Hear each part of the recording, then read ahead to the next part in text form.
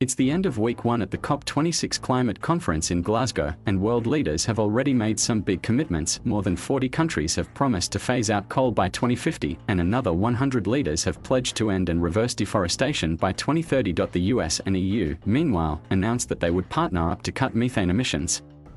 Chinese social media has not been flooded with criticism of the West at COP26, writes Stephen McDonnell in Beijing. The response in China's state-controlled media to the climate summit has been fairly muted.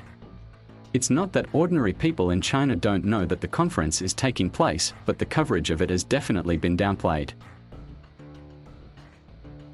Perhaps Xi Jinping choosing not to attend the gathering was a key factor.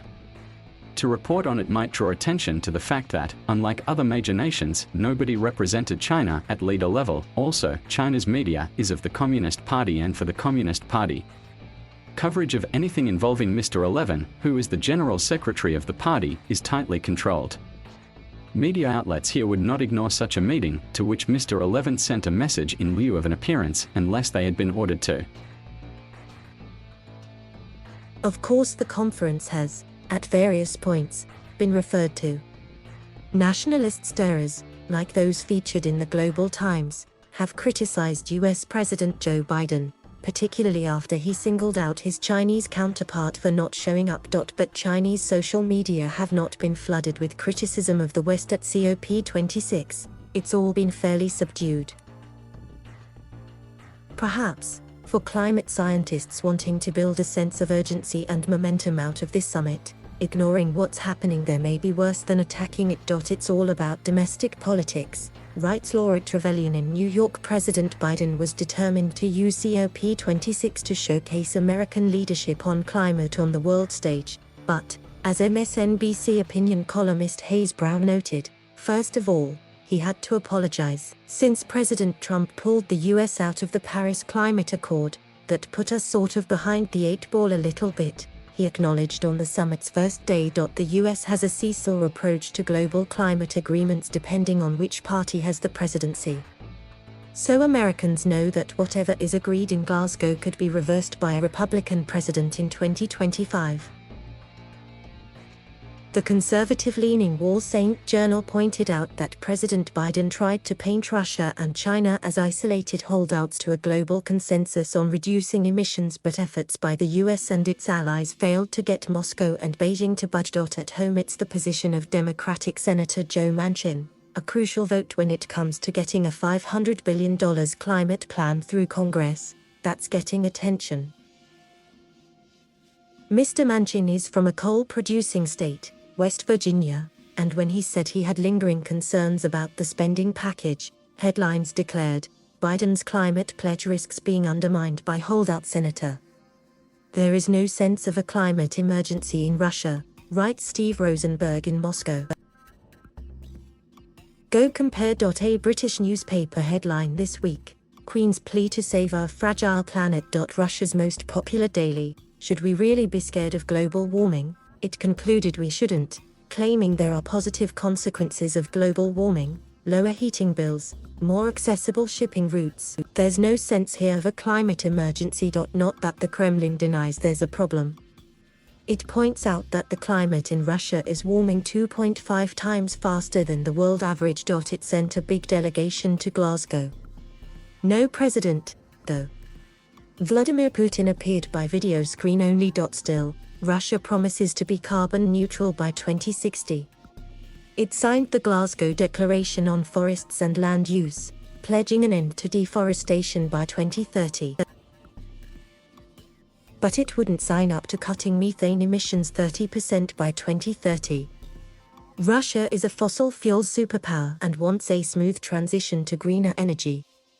Everybody wants Russia to do more to achieve carbon neutrality as soon as possible. Vasily Yablokov of Greenpeace Russia tells me, I'm happy Russia now accepts climate change is happening, but I see no high ambition from our country. It looks like the Russian government's from another planet. India's 2070 net zero pledge has won Narendra Modi applause in a growing nation balancing economic and environmental needs, writes Rajini Vaidyanathan in Delhi. Although India has been a big talking point among policymakers in the weeks leading up to the COP summit, COP hasn't been such a big topic for India's masses.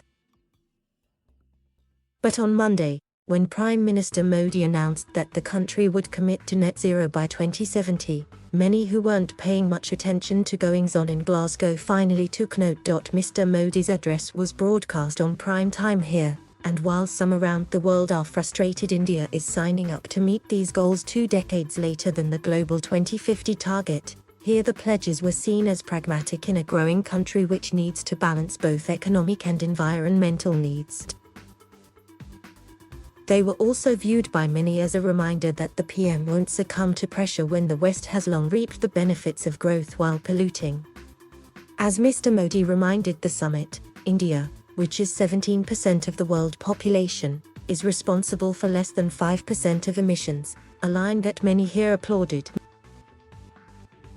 The first post-news website called the 2070 pledge a bold decision, without capitulating to the uncalled-for bullying by the West.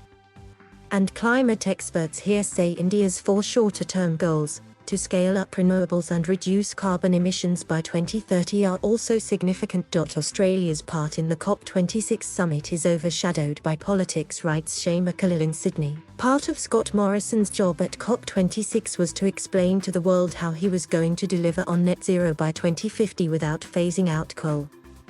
But the Prime Minister's trip to Glasgow was overshadowed by row with French President Emmanuel Macron, and not about the climate, about submarines. On Sunday in Glasgow, Mr. Macron accused Mr. Morrison of lying to him about a $37 billion deal with France which collapsed under controversial circumstances.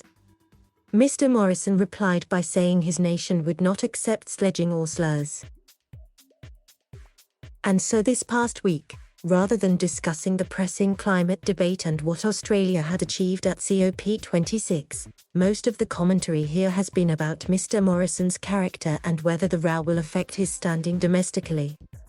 Slipperiness is Scott Morrison's defining characteristic, wrote journalist Hugh Riminton in The Guardian. And it was never more on show than this week as he sold the Australian way on climate to a sceptical crowd in Glasgow, while openly being branded a liar by France.